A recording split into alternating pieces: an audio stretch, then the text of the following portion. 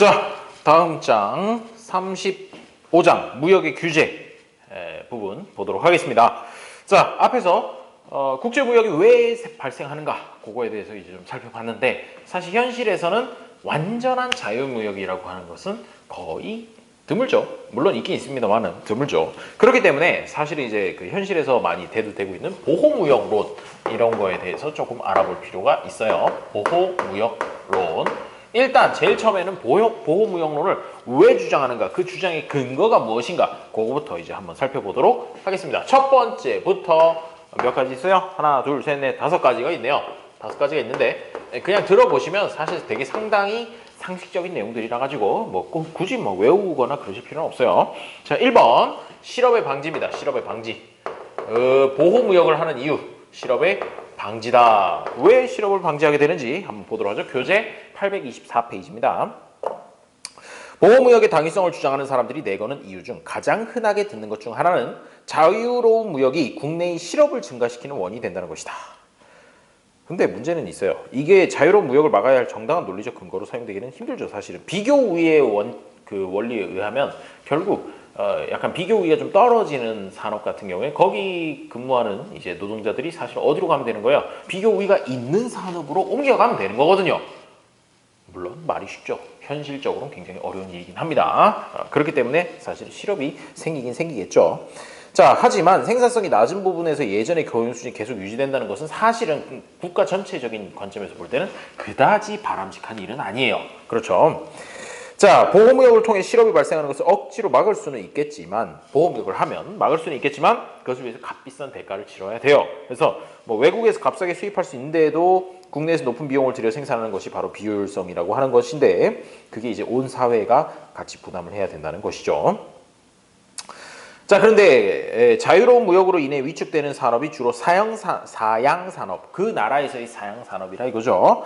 사양산업이라는 점에서는 이 부분에서 발생하는 구조적 실업이 비교적 심각한 문제를 일으킬 수 있다. 사양산업에서 직장을 잃은 근로자가 다른 산업, 특히 첨단 산업으로 이직을 하는 것 자체가 굉장히 힘든 일이기 때문입니다. 그래서 개별적으로 개인적인 입장에서 볼 때는 굉장히 딱하게 그냥 일자리를 잃게 되는 그런 경우가 생긴다는 것이죠. 자, 그게 첫 번째 실업의 방지고요. 두 번째는 생산 다변화의 이득이에요. 생산 다변화의 이득. 우리나라 뭐 반도체하고 핸드폰을 잘 많이 수출을 한다고 해가지고 전 국민이 전부 반도체만 만들고 있으면 어떻게 될까요? 우리나라라고 하는 나라가 무슨 반도체국이 되는 그런 일이 생기겠죠. 물론 그럴 일은 없겠지만, 왜 그럴 일이 없다고 생각하죠? 완전 비교 우위에 특화돼 가지고 그것만 생산하면 진짜 그런 나라가 되는 거예요. 그런데 그거는 사실 경제로만 사람이 사는 것은 아니기 때문에 뭐 어떤 문화라든지 이런 측면에 있어서 굉장히 좀 문제가 많이 생기게 됩니다. 그렇기 때문에 사실은 풍요로운 삶을 위해서는 사실 너무 한 가지에 특화한다는 거, 비교 우위론에 입각해서 진짜 비교 우위가 있는 것만 생산한다는 건 굉장히 힘든 일이라는 걸 알 수가 있죠. 또한 뿐만 아니라 다양한 산업을 균형 있게 발전시키지 못하고 소수의 상품 생산에만 특화하는 것은 위험스러운 발전 전략일 수 있다. 왜냐하면 그 열심히 막 반도체에다가 신나게 특화를 해놨는데 갑자기 기술의 패러다임이 바뀌면서 반도체 말고 다른 거를 딴 게 뭔지 모르겠어요. 저도 모르는데 어쨌든 다른 거를 사용하는 걸로 완전히 패러다임이 확 바뀌어버리는 일이 생긴다면 그 나라 어떻게 되겠어요? 국가부도 가는 거죠. 그렇기 때문에 사실은 너무 한 가지에만 몰빵하는 건 좋지 않다라는 그런 얘기가 되겠습니다. 한때 요긴하게 사용되었던 자원이 생산 기술의 변화 혹은 대체 물질의 개발로 인해 쓸모가 없어지는 경우를 자주 본다. 이런 일이 생길 때 그 자원의 수출에 주로 의존해오던 나라가 큰 타격을 입게 된다는 것은 두말할 나위가 없다라는 것이 이유가 되겠죠. 자, 세 번째 국방상의 이유입니다. 이건 뭐 그냥 바로 납득이 돼요. 국방상의 이유. 뭐 예를 들어 가지고 사실은 우리나라의 마스크 제조업체가 하나도 없었다. 그랬으면 어떻게 됐겠어요? 마스크 구하러 뭐 다른 나라에서 수입해 온다고 난리치고 막 그런다고 해서 뭐 제대로 구할 수는 있었겠어요? 그런 것들이죠. 그러니까 뭔가 이렇게 좀 필수품들인 경우에는 사실은 완벽하게 수입에 전부 의존을 한다? 굉장히 위험한 일이 돼요. 요즘 신문을 펴들면 식량의 무기화라는 표현을 종종 보게 된다. 식량을 수출하던 나라들이 유사시에 수출을 전면 중단함으로써 이것의 수입에 의존하던 나라들에게 타격을 입힐 수 있음을 두고 하는 말이다.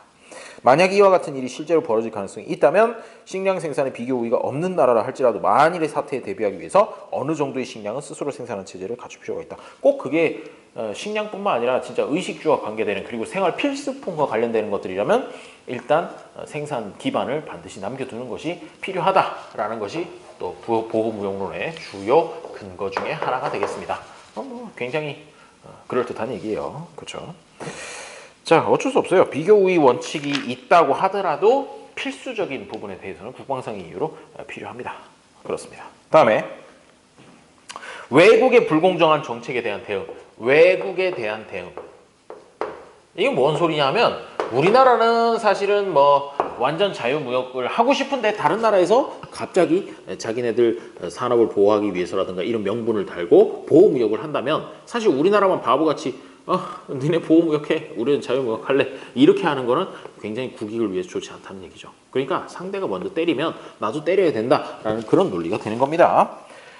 자, 외국 정부가 그 나라 기업들을 음으로 양으로 도와주고 있기 때문에 이들과 공정한 경쟁을 벌인다는 것은 거의 불가능한 일이라고 불평하는 기업들이 많다. 사실 정도의 차이가 있을 망정 어느 나라든 국내 기업들을 보호하기 위해 조세를 감면해 준다든지 보조금을 지급해 주는 등의 지원을 하고 있다. 외국 정부가 이와 같이 불공평한 정책을 쓴다면 자기네 정부도 마땅히 이에 상응하는 정책을 써야 한다는 것이 주장이다. 슬픈 일이에요. 그렇죠? 중국이나 우리나라 정부가 수출 기업에 대해 정말로 지원을 해주고 있으며 이로 인해 상품이 싼 가격에 미국으로 수출될 수 있다고 하자 이렇게 상품의 가격을 낮추는 데 드는 비용은 중국이나 우리 국민이 낸 세금으로 충당되는 것이고 이를 통해 미국 소비자들은 싼 값에 자동차며 옷을 살 수 있는 이득을 얻게 되는 셈이다. 외국의 불공정한 정책을 주로 비판하는 것은 기업들이다. 그러니까 사실 그렇게 보조금을 각 나라에서 지급을 막 하잖아요. 그러니까 중국이 막 보조금을 막 뿌려요. 그래가지고 중국에서 좀 싸게 만들겠죠. 싼 녀석들이 이제 그 수출이 되면 사실은 그걸 사는 사람들 입장에서는 단기적으로는 굉장히 큰 이득이라고 볼 수 있어요. 왜? 똑같은 제품인데 싸게 살 수 있으니까. 그런데도 불구하고 반대하는 이유는 주로 누가 반대한다는 거예요? 소비자들이 반대하는 게 아니라 그 나라의 그와 비슷한 경쟁 상품을 만드는 생산자들이 반대를 한다는 것이죠. 그래요. 뭐 그런데 이게 또 약간 그런 문제는 있습니다. 요 3번이랑도 또 연관이 되는 건데 일단 싸게 해가지고 싹 다 밀어 넣어가지고 그 나라에 관련된 산업을 싹 다 말려버리고 그 다음에 여기가 다 철수하고 나면 그때부터 어이구 망했니? 그럼 지금부터는 제가 받아야겠네 하면서 갑자기 2배 값을 빵튀기 시킨다든가 이런 일이 생길 수도 있기 때문에 사실 요 4번은 또 3번이랑도 연관해서 조금 정당성을 얻어주는 있다. 뭐 그런 얘기예요. 자, 그 다음에 유치산업보호.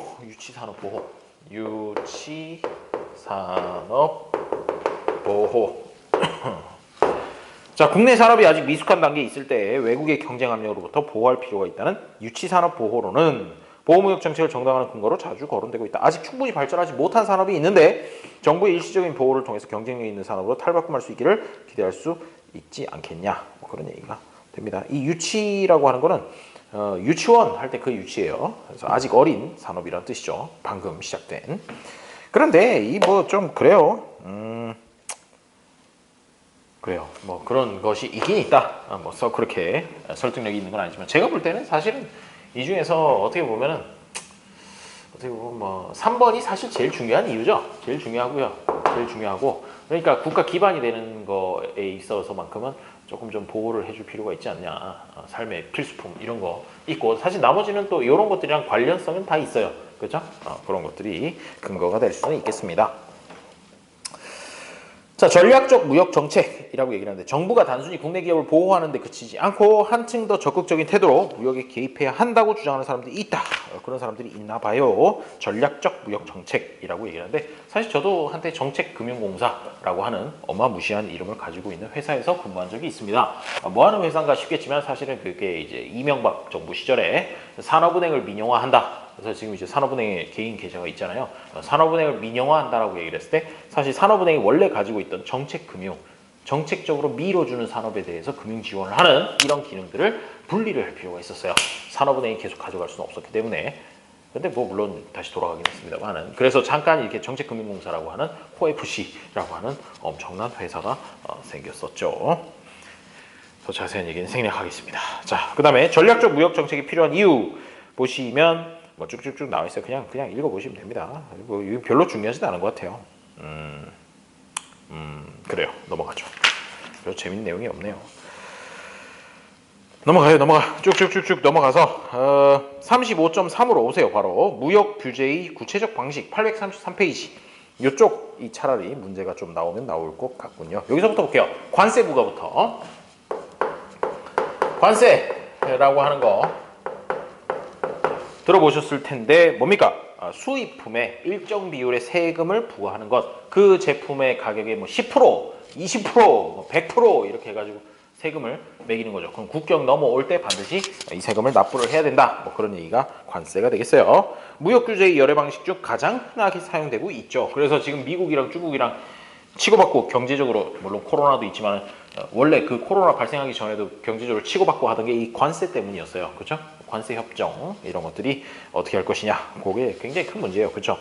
자, 관세는 수입품에 일정 비율의 세금을 부과하는 것으로 무역 규제의 여러 방식 중 가장 흔하게 사용되고 있다. 관세의 부과는 수입품의 가격이 올라가게 만드는 효과를 갖는데 이로부터 국내 소비자뿐 아니라 국내 생산자와 해외 생산자도 영향을 받게 된다.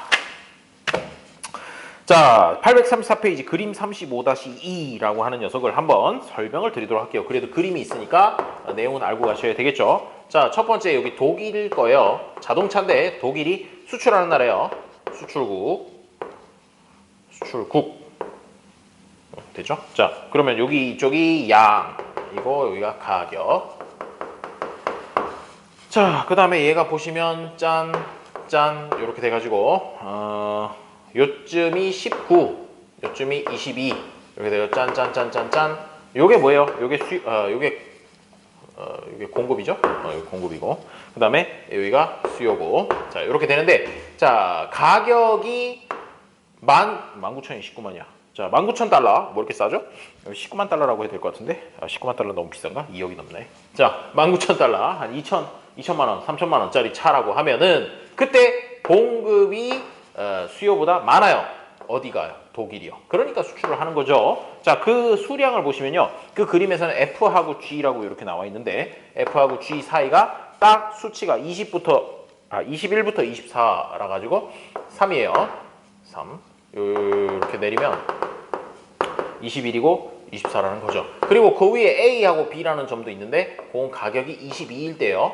가격이 22일 때는 어떻게 됩니까? 양이 20부터 25 사이 해가지고 요 사이가 5,000대, 5만 대요. 5만 대에 해당을 한다는 것이죠. 자, 이게 독일의 상태고요. 그 다음에 중국. 왜 또 하필이면 중국이요? 자, 어쨌든 중국의 상태를 보시면요. 그래프 자체는 똑같이 생겼어요. 양하고 가격인데 다만 위치가 좀 다르죠.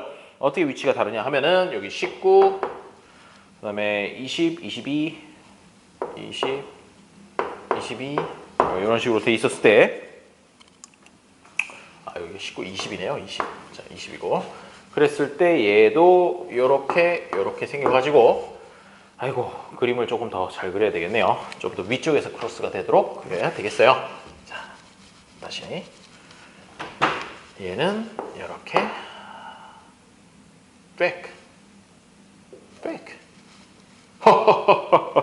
이 정도로 한번 그려보도록 하죠. 자, 그랬을 때 20에서부터 이런 좀 별로예요. 별로지만 됐습니다. 자, 원래 관세가 전혀 부과되지 않았을 때 가격은요 사실 20이었다 이거예요. 20이었으면 그때는 여기서 부족한 양, 여기서 이제 수입하는 나라인데 수입하는 나라가 부족한 양이 딱 얼마였느냐면 아주 적절하게 딱 5만 대였어요. 그런데 이게 중국에서 갑자기 관세를 부과를 해버리면 이쪽 위로 올라가게 된다 이거죠. 왜? 한 대의 가격이 20이 아니라 그 다음부터 22 이런 식으로 올라간다 이거예요. 올라가면 어떻게 됩니까? 이제 수요하고 공급의 차이가 아까 5만 대보다 줄어들어요. 5만 대보다 줄어든다는 것 자체가 뭐냐면 수출국도 수출할 수 있는 양이 줄어든다 이거죠. 이런 식으로 3만 대로 여기 그림에 보시면 3만 대 부분이 되죠. H부터 I 사이가. 그래서 원래 관세가 부과가 안 됐으면 그 수출하는 나라 입장에서는 A부터 B까지 5만 대, 그리고 수입하는 나라에서는 C부터 D까지 5만 대 딱 이렇게 충족시킬 수가 있었는데 수입하는 나라에서 관세를 부과를 해버리면 그 책에 있는 H부터 I 이쪽 위로 올라가면서 이 차이가 줄어들고 그렇다는 건 당연히 수출하는 나라에서 수출하는 양도 줄어들게 된다는 얘기가 됩니다. 되겠죠? 자, 뭐 그런 얘기예요. 쭉쭉쭉 읽어보시면 뭐 그런 비슷한 얘기를 잔뜩 써놨습니다. 잔뜩 써놨고, 그런데 이렇게 관세 부과를 하면 마치 이제 국내의 산업이 보호가 될 것 같지만 사실은 그 보호되는 거에 의해서 손해보는 게 있어요. 뭘 손해보겠어요? 사회 전체의 후생 손실이 있습니다. 사회 전체의 후생 손실이라고 하는 건 한참 전에 배웠던 내용을 한번 떠올려 보면은 소비자 이어, 생산자 이어 이런 거 얘기했던 기억이 나실 거예요. 그래서 생산자 이어, 소비자 이어 뭐 이런 식으로 해가지고 요 삼각형 딱 잘라가지고 위쪽이 뭐 소비자 이어, 아래쪽이 생산자 이어 이렇게 했던 거 기억나시죠? 요 그림 조금 더 자세하게 보면서 설명을 드리도록 할게요. 이 그림은 어디 나오냐면요, 836페이지에 나옵니다. 요거 두 개 보셨으면 지우고 836페이지에 있는 그림을 다시 한번 그려보도록 할게요. 자, 836페이지에 있는 그림은 관세 부과가 사회 후생에 미치는 영향이라고 얘기를 하는 것인데, 자, 얘가 어떻게 되느냐 하면요, 자, 쌀로 얘기했네요. 쌀로 얘기했는데 역시나 축은 이쪽이 양, 이쪽이 가격 이렇게 돼요. 자, 이 상태에서 공급 곡선 있고 수요 곡선 있고 수요, 공급, 자, 이렇게 되는데, 처음에 국제시장의 쌀 공급 곡선이라고 하는 게 어떻게 생겼느냐 하면 이쪽에 이렇게 생겨 있다는 거예요. 이쪽에. 그러니까 이 국제시장을 개방을 안 했으면 그냥 그 나라에서 생산된 것만 그 나라에서 소비하는 그런 식이었으면 균형점이 이 점입니다. 그렇겠죠? 균형점이 이 점이니까 사실은 이게 국제시장 가격이라고 하면 국제시장을 개방을 함으로써 어떻게 균형점이 이동을 하겠어요? 이쪽으로 이동을 하겠네요. 수요 곡선이랑 국제시장의 공급 곡선이니까 공급 곡선이 만나는 요 점으로 균형점이 이동을 하게 돼요. 그러면 원래 있었던 원래 균형점, 그리고 요거는 나중 균형점, 이렇게 두 개를 한번 비교를 해보면은 여기서 사회 후생이 어떻게 되냐면, 자, 원래에서 딱 잘라서 위쪽 부분이 소비자 잉여, 자, 잉여, 그 다음에 아래쪽이 생산자 잉여였겠죠. 생산자 잉여였는데, 자, 국제시장이 오픈을 함으로써 균형점이 어디로 가느냐? 이쪽으로 가요. 그러면 소비자 잉여가 급격하게 쫙쫙쫙 늘어납니다. 지금 파란색으로 칠하는 부분, 이만큼이 소비자 잉여가 일단 추가적으로 늘어요. 그 다음에 아까 전에 사실은 생산자 잉여가 이따만큼이었잖아요. 저 손가락 보이시죠? 자, 요따만큼이었는데 그 중에 대부분이 사실은 소비자 잉여로 넘어갔고 생산자 잉여는 줄어들게 되는 거예요. 얼마로 줄어드냐? 요 밑에 요만큼밖에 안 남게 되는 거죠. 그러니까 쌀 시장 개방한다 그러면 제일 먼저 나서가지고 절대 안 됩니다 라고 얘기하는 게 당연히 쌀을 생산하는 사람들이에요. 왜? 생산자 잉여가 급격하게 줄어들기 때문이죠. 그리고요, 잘 보시면요, 아까하고 지금하고 면적을 비교했을 때 어느 부분이 추가로 늘어났느냐 하면 여기 빨간색으로 표시하는 이 부분이 추가로 늘어나게 되는 거예요. 그렇기 때문에 사실은 사회 전체적으로 봤을 때는 사회 후생이 늘어난다 이렇게 생각할 수가 있는 것이죠. 되겠습니까? 자, 이거 지금까지 얘기한 건 일단 관세가 부과되지 않았을 때예요. 관세가 부과되지 않았을 때고, 자, 그럼 이제 그 다음에 관세가 부과되면 어떻게 되는지 한번 보도록 하죠. 자, 관세가 부과되면 국제시장 공급 곡선 자체가 상방으로 이동을 하겠죠. 상방으로 이동을 해서 어디까지 이동을 한다고 할 거냐 하면요, 자, 여기까지 이동을 한다고 해볼게요. 쭉 위쪽으로 관세 부과, 관세가 부과됨으로써 공급 곡선 자체가 수평하게 위로 이동을 합니다. 그러면 이제 이번에 균형점이라고 하는 녀석이 요 점이 될 거예요. 왜? 수요 곡선이랑 공급 곡선이 만나는 곳이니까요. 그렇죠? 자, 여기 최종이라고 하게 되는데, 그러면 최종 부분에서 아까 전에 요 파란색이랑 노란색 합쳐져 있던 거하고 사회 후생을 한번 비교를 해보면 어떻게 되는지 이제 확인을 할 수가 있죠. 자, 볼게요. 어떻게 되느냐 하면요, 일단은 줄어드는 부분이 어느 부분이 줄어들게 되느냐 하면, 자, 잘 보셔야 돼요. 여기 삼각형에 조그맣게 조금 빨간색으로 더 진하게 칠해놓은 요만큼 있죠. 요만큼이 딱 사회 후생이 줄어들게 됩니다. 왜 그런지 볼게요. 일단은 아까 전에 이 소비자 잉여였던 녀석, 요 파트, 여기 있는 이 사다리 꼴이라고 하는 녀석은 파란색으로 완전히 새파랗게 칠하는 요 부분은 어떻게 되는 거예요? 아까 전까지는 소비자 잉여인데 사실 이 부분이 생산자 잉여로 넘어가게 되는 거죠. 생산자 잉여. 왜? 이 선보다 아래쪽에 있으니까 아래쪽에 있는 건 생산자 잉여란 말이에요. 그래서 생산자 잉여로 넘어갔고, 어쨌든 생산자든 소비자든 우리 전체 사회 구성원이기 때문에 아직 사회 후생이 줄어든 건 아닙니다. 이 녀석은. 그리고요, 자, 쌤 이거 왜 삼각형만 잘랐어요? 여기 파란색 이 부분은 뭔데요? 이 부분이 뭐냐 하면 관세로 실제로 정부에 들어오는 돈이에요. 관세로. 그러니까 이 정부에 들어온 것만큼은 사실은 후생이 손실된 건 아니죠. 왜냐하면 정부도 우리 사회 구성에 어떻게 보면 경제 활동하는 주체의 일부이기 때문에 사실 정부로 이전이 된 거지 이게 사라진 건 아니에요. 그리고 나머지 이쪽에 있는 삼각형 두 개 있지 않습니까? 직각삼각형 부분 요거 두 개가 진짜로 사회적으로 손실된 후생이 되는 것이죠. 후생된 손실 이러고 손실된 후생이죠. 자, 거기 책에 보시면 알파, 베타, 감마, 시그마 뭐 이렇게 써 있는데 그 중에서 주황색으로 표시되어 있는 베타하고 시그마 부분을 더한 만큼 그만큼이 사회 후생이 된다는 것이죠. 여기 빨간색으로 두 개 칠해놓은 거. 오케이? 자, 이쪽은 뭐라고요? 이쪽은 소비자 잉여였는데 생산자 잉여로 넘어간 거. 생산자들이 좋아하겠네요. 그리고 이 부분은 정부의 관세로 들어간 거. 이렇게 생각을 해두시면 되겠습니다. 자, 그 그림 정도 이해하실 수 있으면 이제 관세 부분은 되고요. 자, 다음 넘어가서 이제 지금 그 836페이지 두 번째 문단이에요. 지금까지는 일반적 상황에서 관세가 부과되는 경우를 논의해 왔다. 그런데 특별한 이유에서 부과되고 따라서 그 효과도 지금까지 본 것과는 다른 관세가 몇 가지 있다. 많이 들어보셨을 것 같은데 반덤핑 발음이 안 되네. 반덤핑 관세라는 게 있어요. 덤핑 들어보셨죠? 덤핑 뭡니까? 덤프 트럭 그러면 이거 뭐 갖다 쏟아붓는 트럭이잖아요. 그렇죠? 덤핑 관세라고 하는 거는 그 나라의 산업 기반을 흔들 만큼 외국에서 너무너무 싼 가격으로 물건이 들어올 때 그걸 보고 덤핑이라고 얘기를 하고 그 덤핑에 의해서 자기네 나라의 산업이 망가지는 걸 막기 위해서 관세를 때리는 게 바로 반덤핑 관세가 됩니다. 주로 이제 우리나라라든가 아니면 중국, 우리나라도 지금도 뭐 그렇게 계속 걸려있는 게 몇 개 있지만 중국 같은 데서 많이 미국한테 두들겨 맞는 게 반덤핑 관세가 되겠어요. 외국 기업이 고의로 싼 가격에 수출하고 있다는 의심, 즉 덤핑을 하고 있다는 의심이 가는 경우 부과되는 관세다. 덤핑으로 인해 국내 기업들이 피해를 입을 것을 우려해 반덤핑 관세를 부과하는데 실제로 덤핑을 하고 있는지를 판단하는 것은 결코 쉬운 일이 아니어서 왜? 그거 하려고 그러면은 그 나라에 가가지고 그 나라 업체한테 야 니네 제조원가 명세서 내놔봐 해가지고 진짜로 이 가격으로 만든 게 맞는지 아니면 뭐 정부에서 보조금 받은 거 없는지 이런 걸 다 캐내야 되는데 그게 뭐 하루 이틀 걸리는 게 아니고 또 기업 비밀이기도 하니까 쉽게 이렇게 판단할 수 없죠. 그러니까 의심만 가면 일단 때리는 거야. 반덤핑 관세. 발음 안 되네. 자, 반덤핑 관세라고 하는 걸 갖다가 일단 때리고 본다는 거죠. 그래서 국제 분쟁까지도 가게 됩니다. 또 다른 유형의 관세는 다른 나라 정부가 자기네 수출 기업들에게 지급하는 보조금의 효과를 상쇄하려는 목적으로 부과되는 상계관세라는 게 있어요.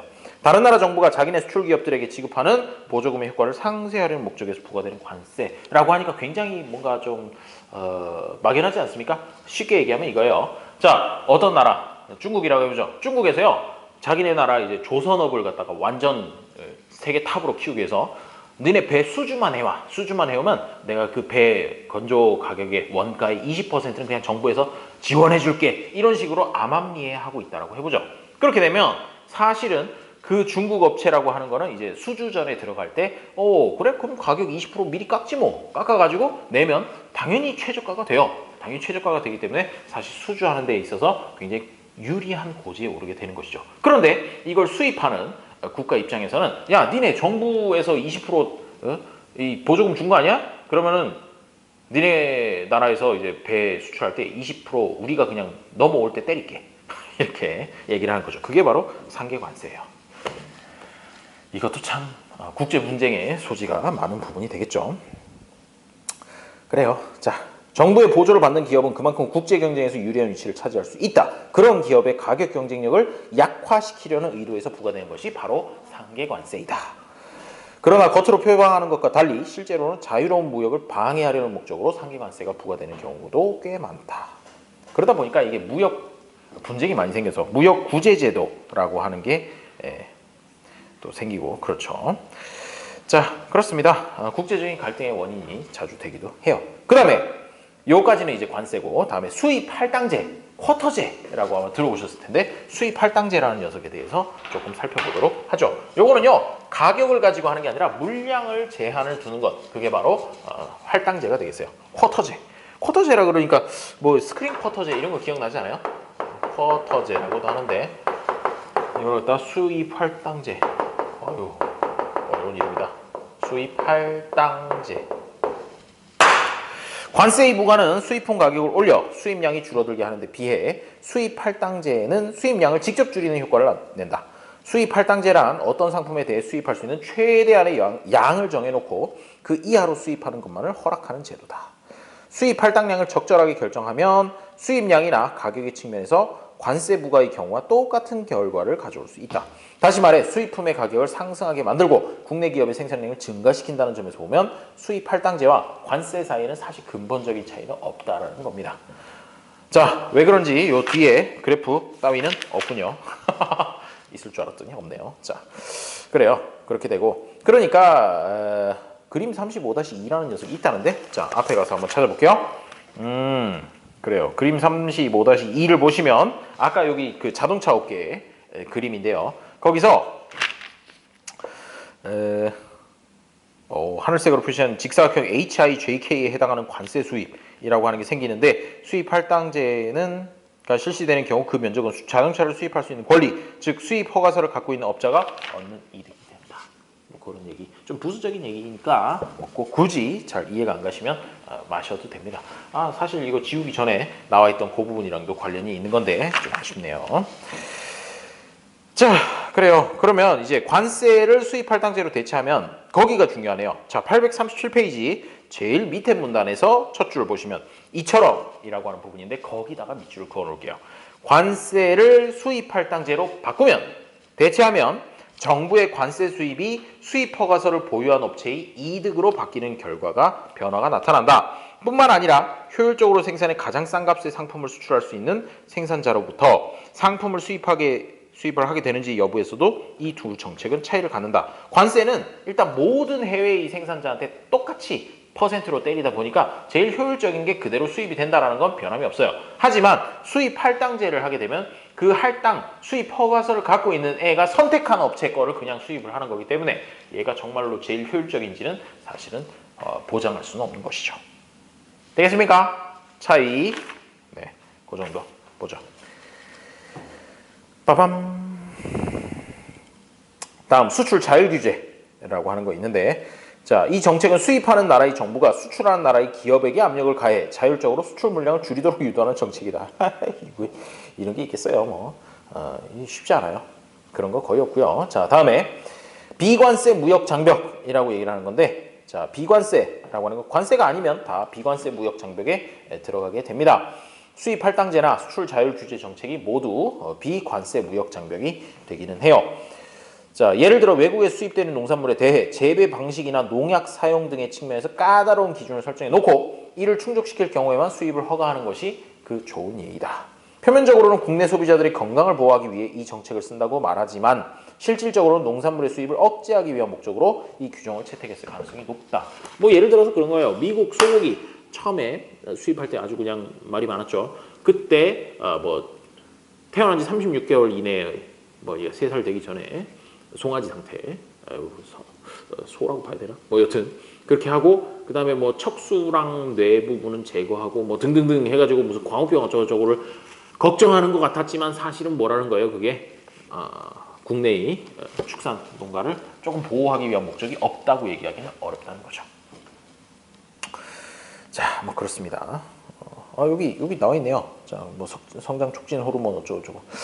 좋습니다. 넘어가죠. 자. 자유로운 무역을 추구하는 움직임이라고 해가지고 무슨 FTA라고 들어보셨죠? Free Trade Agreement라고 하는 자유무역지대 이런 걸 갖다가 설정을 하는 거죠. 각 국가 간에 니네 나라랑 우리나라랑 사이에선 관세 없기로 하자 뭐 이런 식으로 해가지고 오케이 하면은 되는 거죠. 그래서 뭐 나프타니 뭐 이런 것들도 들어보신 적은 있을 거예요. 우리나라 FTA 꽤 많이 맺었어요. 되게 많이 맺어가지고 꽤 수출하기는 뭐 글쎄요, 제가 수출 현업에 수출하는 업체 뭐 있어 본 적은 없긴 하지만 그렇습니다. 다음 두 번째 유형은 관세 동맹, 뭐 세 번째는 공동시장 뭐 이런 것들이 있다고 하네요. 그냥 읽어보시면 될 것 같아요. 가트 체제, WTO 체제 뭐 등등등 이런 식으로 있었다. 그냥 읽어보시면 되겠습니다. 크게 사실 이 단원에서 제일 중요한 건 뭐라는 거예요? 관세예요. 관세. 관세 부과했을 때 생산자 잉여, 소비자 잉여 이런 것들 면적으로 구분하실 수 있으면 되겠습니다. 그리고 사회적 후생 손실이 어느 정도 되는지 아까 그림 그려서 설명해 드렸던 부분이 있잖아요. 그 부분만 한번 다시 보시면 될 것 같아요. 관세가 제일 중요한 파트가 돼요. 자, 그다음 뭐 수입 할당제 이런 거는 됐습니다. 수량 제한한다. 그리고 수입 할당 허가서를 갖고 있는 업체가 논하는 거다. 뭐 이 정도까지 알고 계시면 되겠죠. 자, 그러면 35장은 이 정도로 하고요. 이제 36장 그리고 37장 두 개가 남았는데 36장은 이제 환율 얘기가 나오네요. 환율 얘기 재밌을 것 같은데 또 조만간 찾아뵙도록 하죠. 고생 많으셨습니다. 여기까지 할게요.